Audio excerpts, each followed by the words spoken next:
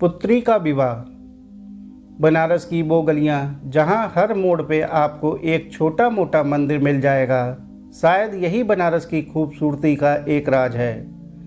हर पल उस छोटे बड़े मंदिर से आती घंटियों की आवाज़ें मन को कितना सुकून देती हैं। बनारस के इन्हीं गलियों में एक राम जानकी मंदिर है, जिसकी देखरेख मंदिर के पुजारी पंडित राम नारायण मिश्रा के हाथों थी।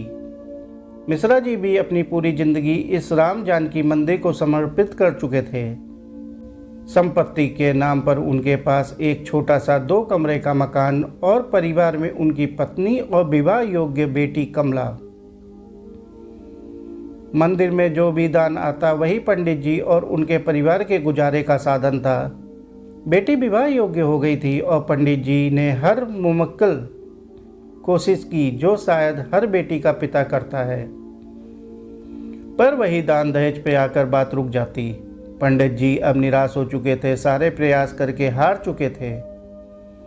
एक दिन मंदिर में दोपहर के समय जब भीड़ ना के बराबर होती है, उसी समय चुपचाप राम सीता की प्रतिमा के सामने आंखें बंद किए अपनी बेटी के भविष्य के बारे में सोचते हुए उनकी आंखों से आंसू बह जा रहे थे। तभी उनकी कानों में एक आवाज़ आई, नमस्कार पंडित जी। झटके में आंखें खोली तो देखा सामने एक बुजुर्ग दंपत्ति हाथ जोड़े खड़े थे। पंडित जी ने बैठने का आग्रह किया। पंडित जी ने गौर किया कि वो वृद्ध दंपत्ति देखने में किसी अच्छे घर के लगते थे। दोनों के चेहरे पर एक सुंदर सी आवाज़ झलक रही थी। पंडित जी, आपसे एक जरूरी बात करनी है। वृद्ध पुरुष की आवाज़ सुनकर पंडित जी की तंत्रा टूटी। हाँ कहिए श्रीमान, पंडित जी ने कहा। उस वृद्ध आदमी ने कहा, पंडित जी मेरा नाम विशंबर नाथ है। हम गुजरात से काशी दर्शन को आए हैं। हम निसंतान हैं, बहुत जगह मन्नतें मांगी, पर हमारे भाग्य में पुत्र पुत्री सुख तो जैसे लिखा ही नहीं था। बहुत सालों से हमने एक मन्नत मांगी हुई है, एक गरीब कन्या का विवाह कराना है, कन्यादान करना है हम दोनों को, तभी इस जीवन को कोई सार्थक पड़ाव मिलेगा। वृद्ध दंपत्ति की बातों को सुनकर पंडित जी मन ही मन इतना खुश हुए जा रहे थे कि जैसे स्वयं भगवान ने उनकी इच्छा पूरी करने किसी को भेज दिया हो। आप किसी कन्या को जानते हैं पंडित जी, जो विवाह योग्य हो पर उसका विवाह ना हो पा रहा हो? हम हर तरह से दान दहेज देंगे उसके लिए, और एक सुयोग्य वर भी है, वृद्ध महिला ने कहा। पंडित जी ने बिना एक पल गवाए अपनी बेटी के बारे में सब विस्तार से बता दिया। वृद्ध दंपत्ति बहुत खुश हुए, बोले आज से आपकी बेटी हमारी हुई, बस अब आपको उसकी चिंता करने की कोई ज़रूरत नहीं, उसका विवाह हम कराएंगे। पंडित जी की खुशी का कोई ठिकाना ना रहा। उनकी मनचाही इच्छा जैसे पूरी हो गई हो। विशंबर नाथ ने उन्हें एक विजिटिंग कार्ड दिया और बोला, बनारस में ही ये लड़का है, ये उसके पिता के ऑफिस का पता है, आप जाइए, ये मेरे रिश्ते में मेरे साड़ू लगते हैं, बस आप जाइए और मेरे बारे में कुछ ना बताइएगा, मैं बीच में नहीं आना चाहता, आप जाइए खुद से बात करिए। पंडित जी घबराए और बोले, मैं कैसे बात करूं, ना जान ना पहचान, कहीं उन्होंने मना कर दिया इस रिश्ते के लिए तो? वृद्ध दंपत्ति मुस्कुराते हुए आश्वासन दिया कि आप जाइए तो सही, लड़के के पिता का स्वभाव बहुत अच्छा है, वो आपको मना नहीं करेंगे, वो आपको मना नहीं करेंगे। इतना कहकर वृद्ध दंपत्ति ने उनको अपना मोबाइल नंबर दिया और चले गए। पंडित जी ने बिना समय गवाए लड़के के पिता के ऑफिस का रुख किया। मानो जैसे कोई चमत्कार सा हो गया। ऑफिस में लड़के के पिता से मिलने के बाद लड़के के पिता ने हाँ कर दी। तुरंत शादी की डेट फाइनल हो गई।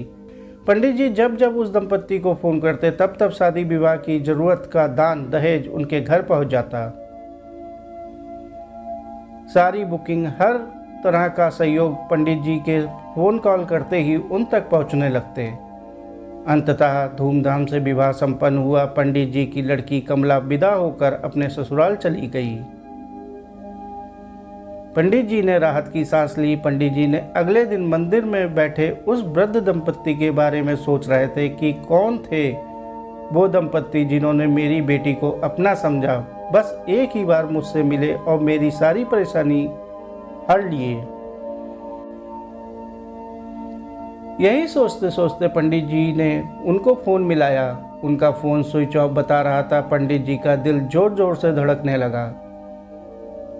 उन्होंने मन ही मन तय किया कि 1-2 दिन और फ़ोन करूँगा, नहीं बात होने पर अपने समधी जी से पूछूंगा ज़रूर बिशंबरनाथ जी के बारे में। अंततः लगातार 3 दिन फ़ोन करने के बाद भी बिशंबरनाथ जी का फ़ोन नहीं लगा तो उन्होंने तुरंत अपने समधी जी को फ़ोन मिलाया।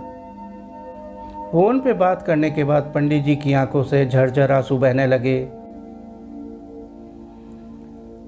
पंडित जी के समधी जी का दूर दूर तक बिशंबरनाथ नाम का ना कोई संबंधी ना कोई मित्र था।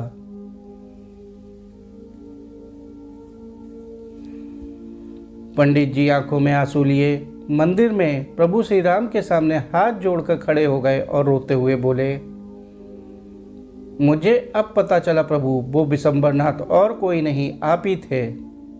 वो वृद्धा जानकी माता थी। आपसे मेरा और मेरी बेटी का कष्ट देखा नहीं गया ना। दुनिया इस बात को माने या ना माने, पर आप ही आकर मुझसे बातें करके मेरे दुख को हरे प्रभु। राम जानकी की प्रतिमा जैसे मुस्कुराते हुए अपने भक्त पंडित जी को देखे जा रही थी। साथियों, कहानी को अंत तक सुनने के लिए आपका बहुत बहुत शुक्रिया। कहानी अच्छी लगी हो तो कहानी को लाइक और चैनल को सब्सक्राइब कर लीजिए। धन्यवाद।